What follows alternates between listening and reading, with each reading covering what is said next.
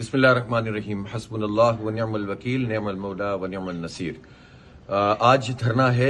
اور الحمدللہ بہت بھرپور طریقے سے پورے پاکستان سے قافلے چلے ہیں، اور تمام تر فضائی ہتھ کنڈوں کے باوجود میں اپنے تمام کارکنان سے کہتا ہوں کہ اس کو مینیج کریں اور اسلام آباد پہنچیں۔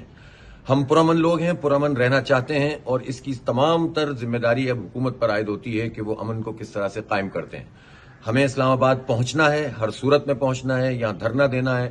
اور میں تمام لوگوں سے، ذمہ داران سے اور جماعت کے کارکنوں سے کہنا چاہتا ہوں، اسلام آباد کو انہوں نے کنٹینروں سے بند کر دیا ہے، لیکن جہاں پر رکاوٹ ہو وہیں پر دھرنا ہوگا، اور ایک دھرنے کو ہم کئی دھرنوں میں تبدیل کریں گے، اور پھر آپ قیادت کے طرف سے اعلان کا انتظار کریں گے، اور اس کے بعد پھر انشاءاللہ تعالی ہم بتائیں گے کہ جماعت اسلامی اور عوام کے راستے کو روکا نہیں جا سکتا۔